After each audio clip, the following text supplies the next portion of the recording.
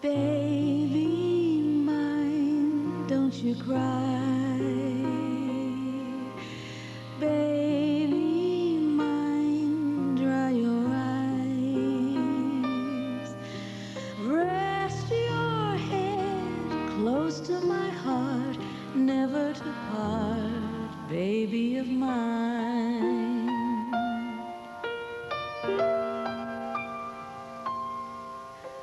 Little one, when you play, pay no heed what they say. Let your eyes sparkle and shine, never a tear, baby of mine. If they knew all about you, they'd end up loving you too. All those same people who scold you, what they'd give just for the right to hold you. From your head down to your toes, you're not much, goodness knows, but you're so precious to me, sweet as can be, baby of mine.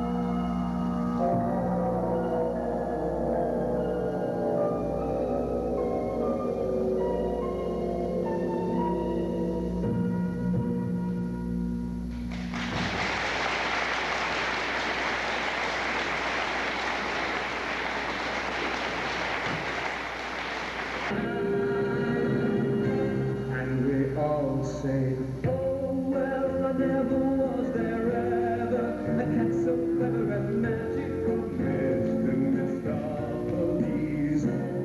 He is bright, he is small, he is black, from the ears to the tip of his tail. He can creep through the tiniest crack, he can walk on the narrowest rail, he can pick any card from the pack. He is equally cunning with dice, he's always deceiving you into believing that he's only hunting for mice. He can play any trick with a cork, or a spoon and a bit of fish paste. And if you look for a knife or a fork, and you think it is merely misplaced, you have seen it one moment, then it is gone.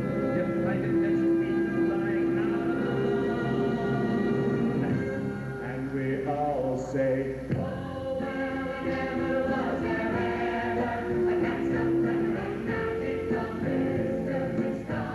Mistopheles. Oh, well, I never was there ever a cat so clever and magical, Mr. Mistopheles. Oh, well, I never was there ever a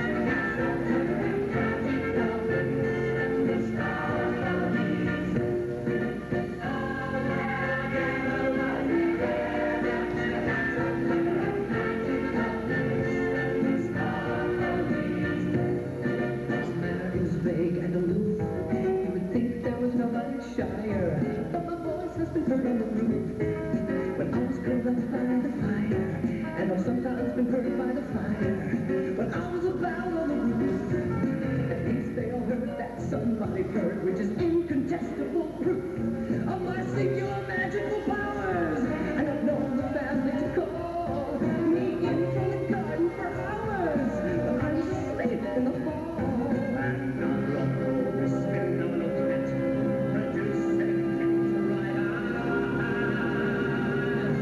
And we all say, oh well, I never was there ever a cat so clever and magical, Mr. Mistopheles.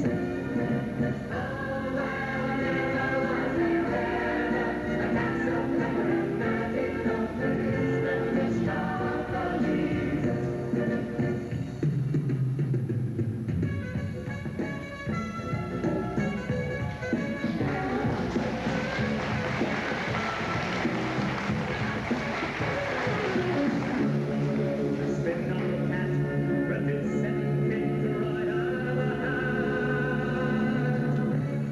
And we all say, oh well, I never was there ever a cat so clever as magical, Mr. Mistopheles. Oh well, I never was there ever a cat so clever as magical, Mr. Mistopheles. Oh well, I never was there ever a cat so clever as magical, Mr.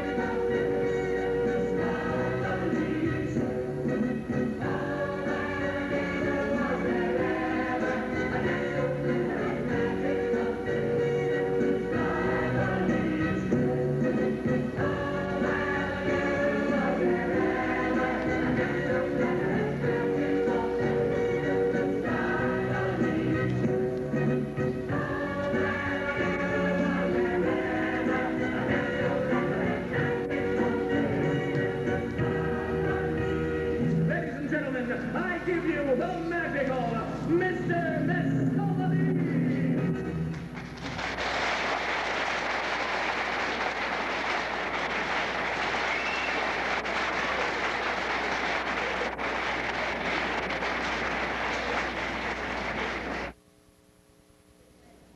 He's remarkably stout. He doesn't want hugs. He has 8 or 9 claws, but he's just a tasty cat. He's the cat we all greet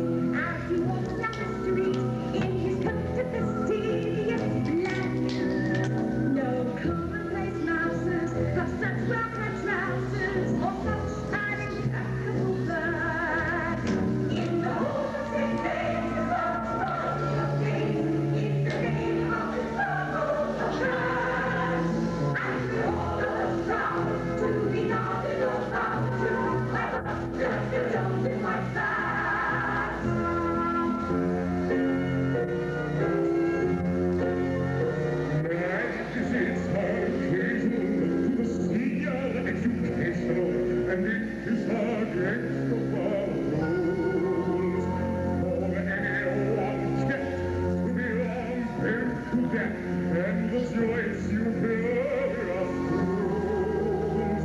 When I'm seen in a hurry, there's probably curry. As the sirens roar at the dawn.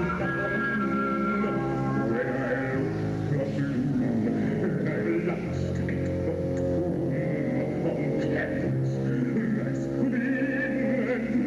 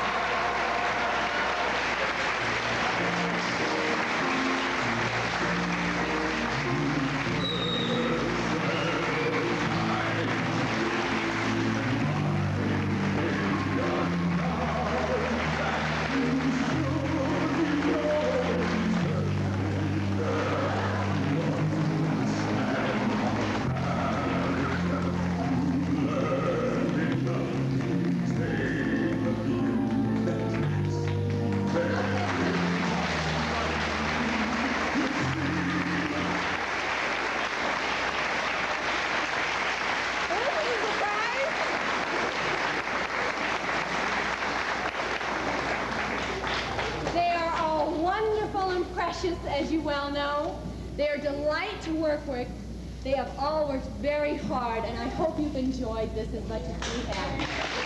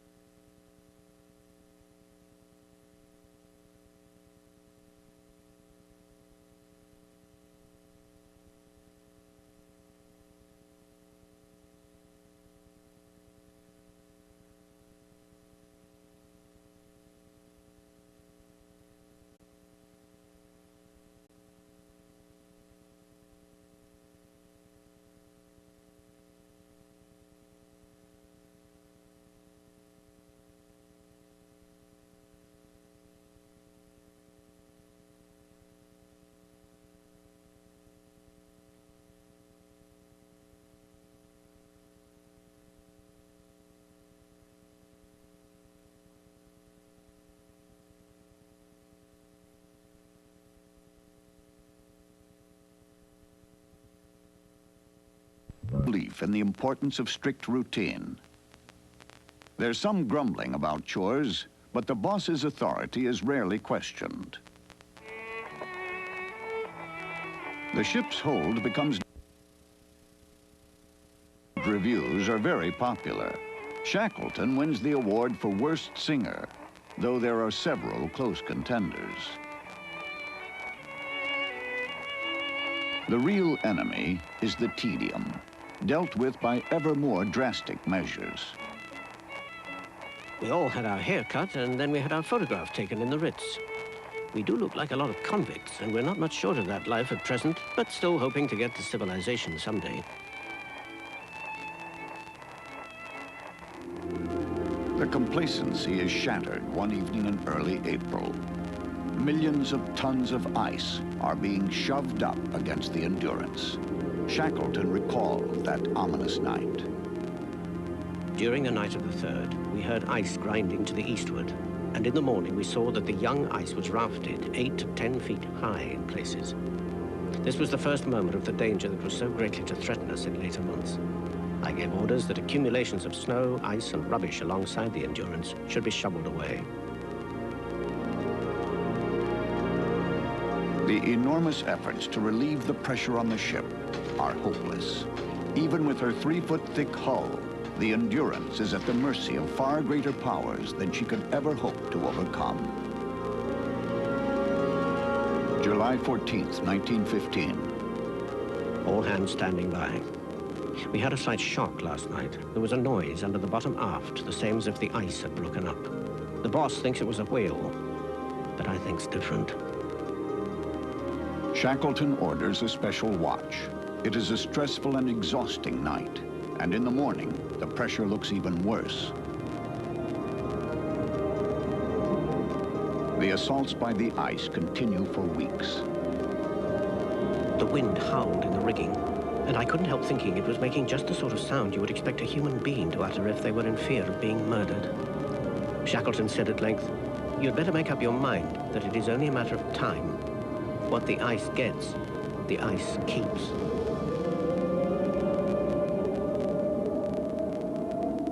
The unrelenting pressure damages the rudder of the ship beyond repair. Wilde and Shackleton are stranded. Trapped for more than 7 months in the pack ice, they are now 1,200 miles from civilization. The crew has no communications and no hope of outside help. They have only Ernest Shackleton. Next, starving and exhausted, Shackleton begins a grueling mission to rescue his loyal crew. Stay tuned to October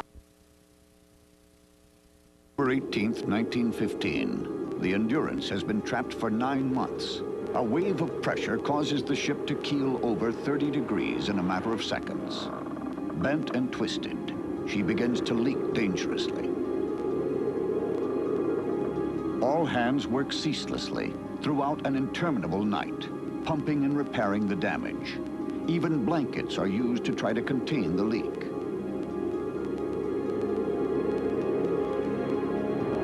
At 5 p.m. on October 27th, Shackleton gives the order to abandon ship.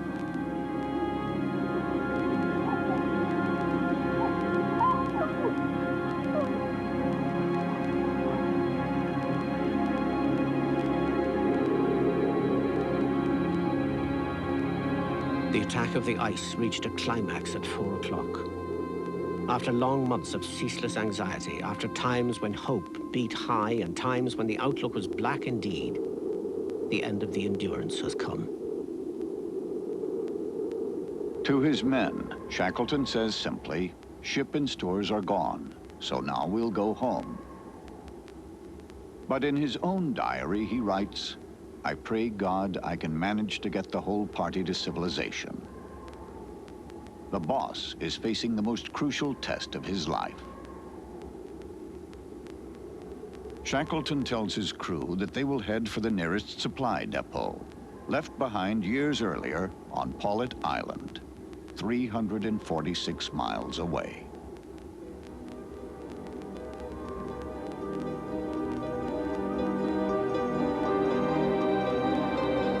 Within a few days, the Endurance loses her final struggle.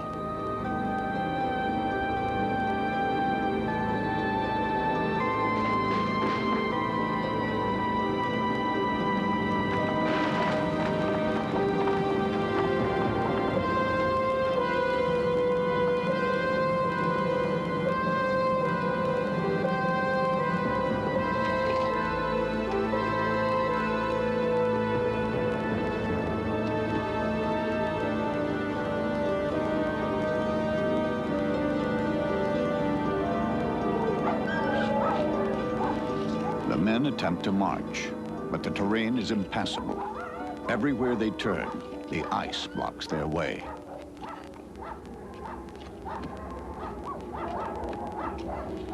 I would have thought if anybody had had to take a bet on it, they'd have said, I would have said they were probably 10, 20 to 1 against bringing them back alive. I mean, after all, there they were, sitting in the middle of the Weddell Sea, in the middle of the pack ice, miles from land. For the next 6 months, the crew camps on unpredictable and hazardous ice floes. At the beginning, morale stays high.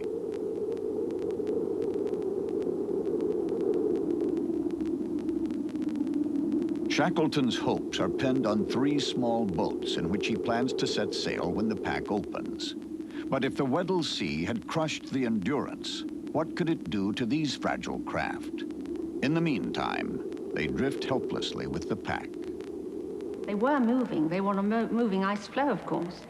And I suppose Shackleton would have been very, very concerned with keeping it from the men, how desperate their situation was.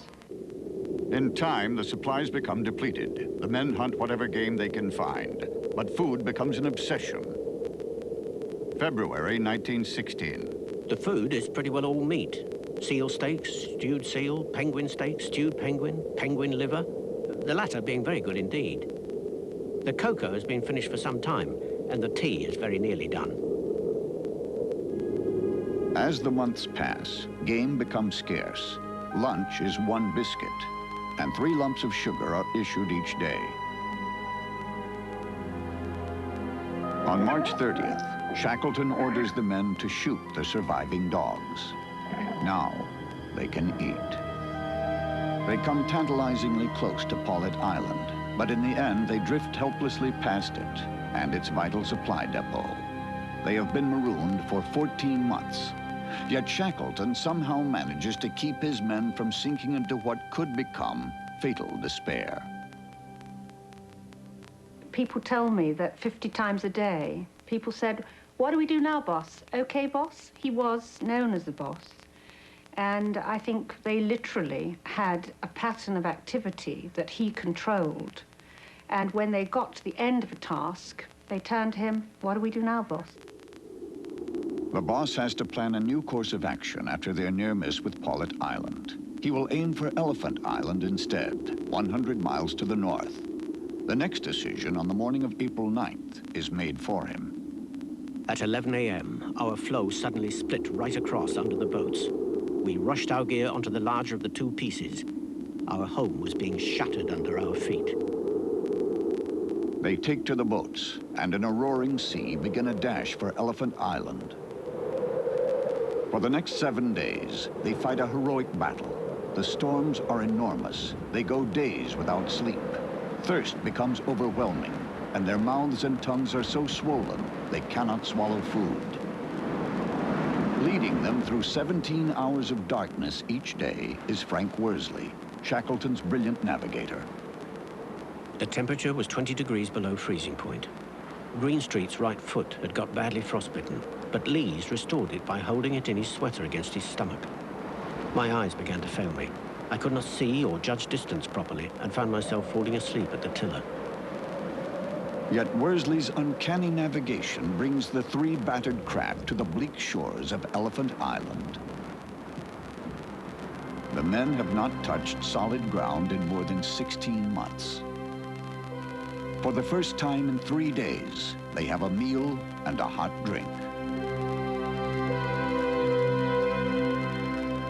Uninhabited Elephant Island is a desolate and dangerous place. They have one forlorn hope, the whaling station on South Georgia Island, 800 miles to the northeast. Shackleton decides to attempt the almost suicidal journey. The next morning, the 22 men who will be left behind gather on shore. The optimists expect the boss back in a few weeks. Coming next, the ordeal's not over yet. Miles of desolate, icy land stand between Shackleton and desperately needed help. Stay tuned. High adventure. Shackleton and 5 other men face the world's most vicious sea in a 23-foot open boat. Elephant Island, April 24th, 1916.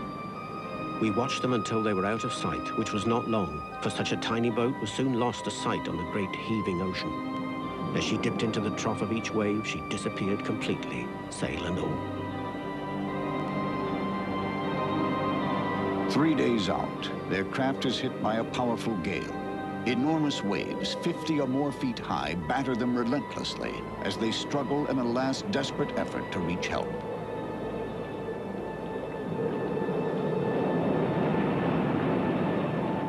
And these men were in this tiny 23-foot boat for 16 days altogether, being tossed around with these wet reindeer clothes and reindeer sleeping bags, chafing them, and great wet rocks of ballast bumping against them in huge waves. I mean, they were in storm conditions, gale conditions, virtually for the entire time of the crossing. And I think Worsley only had one chance to take a sighting from the sun to work out their position, and the rest was done entirely on dead reckoning. On May 8th, against all odds, the men sight the South Georgia coast. They spend nearly 2 days trying to make a landing on the island's treacherous shores.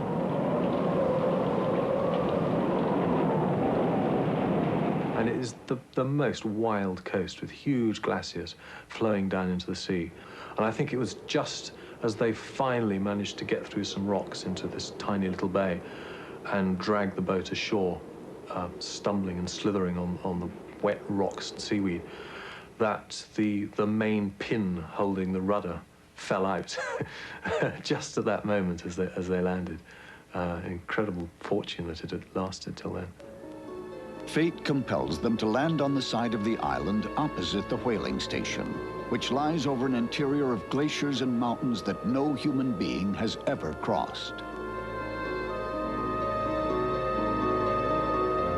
Terribly weakened, Shackleton is called on to lead yet another heroic effort. He has a bit of rope, a carpenter's adze, and some screws which the men twist into the bottom of their shoes. Leaving behind the 3 men who are too ill to make the trip, Shackleton sets off with Frank Worsley and Tom Crean. Shackleton was a polar expert, he was a seaman, but he wasn't really a mountaineer. And yet, when they arrived on the wrong side of South Georgia and had to cross it, they were having to do a very serious bit of mountaineering. And I think that's where this incredible intuition came in. They knew roughly where they were going, but they had no maps. At one point, Shackleton finds himself at the top of an impossibly steep slope. Once again, he decides to take an enormous gamble. But by this time, night was falling and the mist was covering the bottom of the slope. They had no idea what was at the bottom. They tried a few steps down, but it was evident that if they continued, they would die of exposure. So they coiled their rope down, the 3 of them sat on it, and they put their arms around each other's waists, and they pushed off into space. They careen crazily down a 1,000-foot mountainside. At the bottom, they are bruised and torn. But to have survived at all is another in a long line of miracles. At about 4 o'clock in the afternoon of May 20th, 1916, Three filthy, stringy-haired men dressed in tatters walk into a whaling station on South Georgia Island. Shackleton has to introduce himself to a man he has known for years. "Don't you know me?" he asks. The whaler hesitates. "I know your voice." And the response comes, "My name is Shackleton." Some say that the old sailor turned away and wept.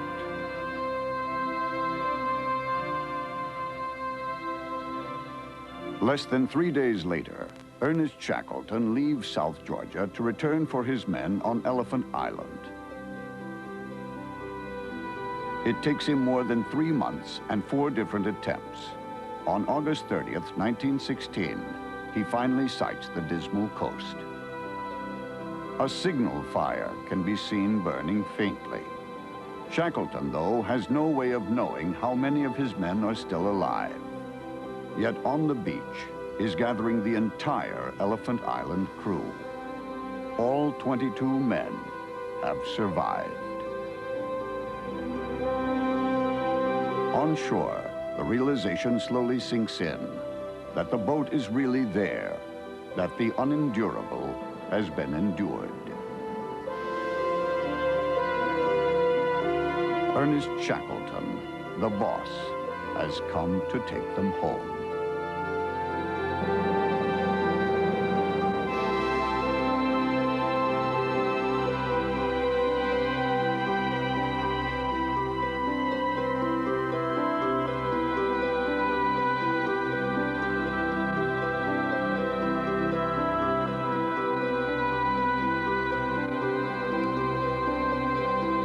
Watch and more, free with proofs of purchase plus.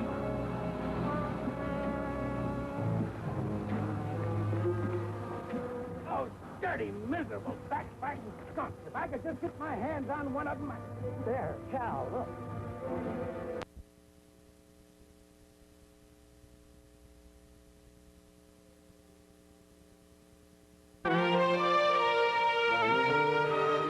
There are a lot of problems facing this country that the federal government is asked to fix. But there's one national priority that can be addressed right at home: healthy babies.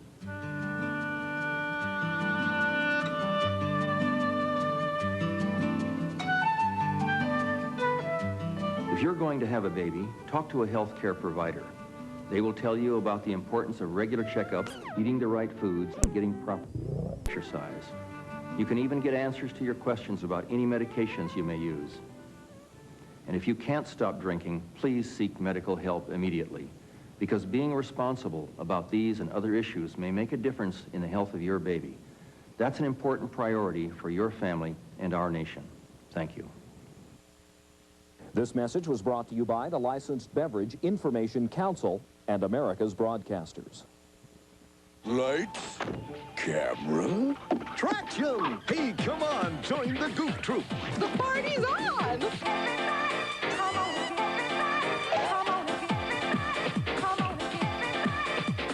For the wildest ride on TV, just fall into your favorite chair and call a friend. Everyone's invited. Goof Troop, part of the Disney afternoon. 4 p.m., weekdays on the Two Bits Club. Now, back to the Stone Protectors.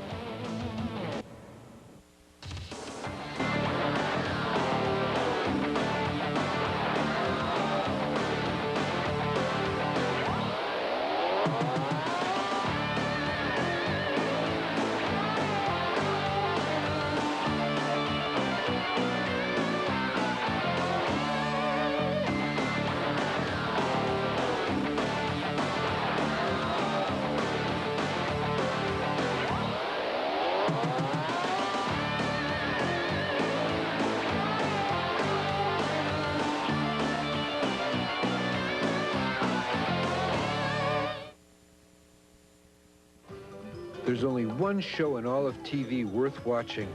Good idea. You were expecting maybe studs? 7 a.m. tomorrow on the Two Bits Club.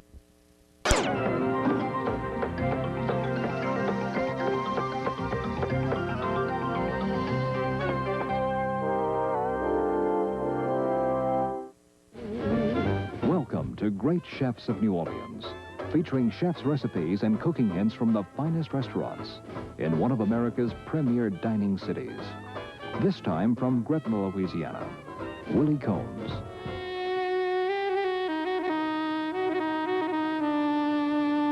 It is a yeast dough, and the flatbread rounds are formed after the first rising.